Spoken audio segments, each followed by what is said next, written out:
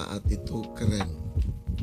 Tetapi apabila ia datang, yaitu Roh kebenaran, ia akan memimpin kamu ke dalam seluruh kebenaran. Yohanes 6 ayat 13a.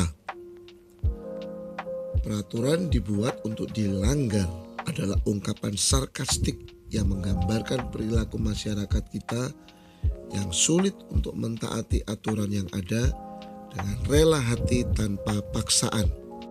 Jika ada kesempatan dengan alasan kepepet atau sudah biasa, maka pelanggaran mudah saja dilakukan. Lalu dicoba mensosialisasikan semboyan, taat hukum itu keren, tetapi sayang gaungnya tidak viral.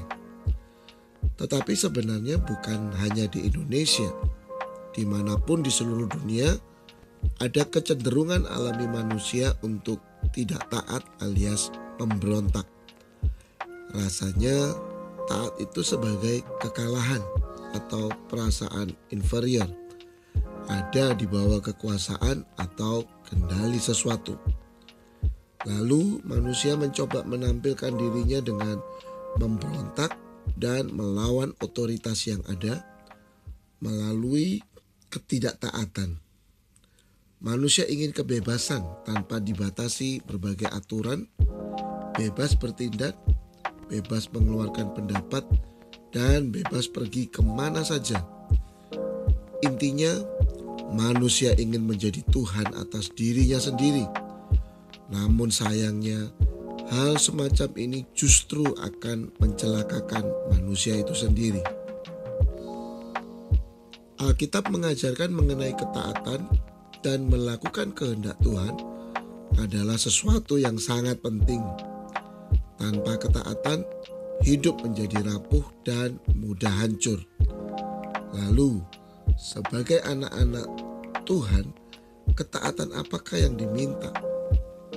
Markus 10 ayat 17-22 mengisahkan tentang seorang pemuda yang kaya yang bertanya kepada Tuhan Yesus apa yang harus dia lakukan untuk memperoleh hidup kekal. Tuhan Yesus mensyaratkannya melakukan hukum Taurat, dan pemuda itu berkata semua sudah dilakukannya sejak masih muda. Kemudian Tuhan Yesus berkata masih ada yang kurang, yaitu menjual seluruh hartanya untuk diberikan kepada orang miskin dan kembali untuk mengikut dia. Mendengar itu, orang muda itu pergi dengan sedih karena banyak hartanya. Lalu Tuhan Yesus berkata, alangkah sukarnya orang kaya masuk ke dalam kerajaan sorga. Di sini jelas bahwa tidak cukup hanya dengan beretika dan bermoral baik. Tidak cukup hanya dengan melakukan hukum tertulis saja, tetapi terutama taat kepada apa yang diperintahkan oleh Tuhan Yesus sendiri secara pribadi. Perintah Tuhan Yesus tentang menjual seluruh harta dan membagikannya kepada orang miskin tentu tidak untuk dilakukan oleh seluruh orang Kristen, tetapi itu adalah perintah rema yang spesifik kepada orang yang kaya itu.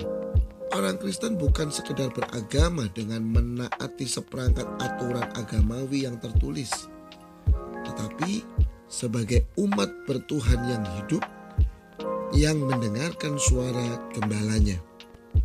Dalam kehidupan yang kompleks, di mana kita harus bersikap, membuat keputusan-keputusan, berinteraksi dengan orang per orang dalam kondisi berbeda-beda, tidak cukup dengan kemampuan logika saja. Tidak cukup hanya dengan kemampuan menganalisis ayat-ayat Alkitab, tetapi oleh rema, firman Tuhan yang hidup, unik dan spesifik bagi masing-masing individu. Dengan demikian, jelas pentingnya memiliki hubungan pribadi dengan Tuhan, sehingga melalui Roh Kudus kita dituntun ke dalam seluruh kebenaran dan tidak tersesat. Haleluya. Karena ketaatan Yesus Kristuslah telah membuat semua orang menjadi orang benar. Roma 5 ayat 19.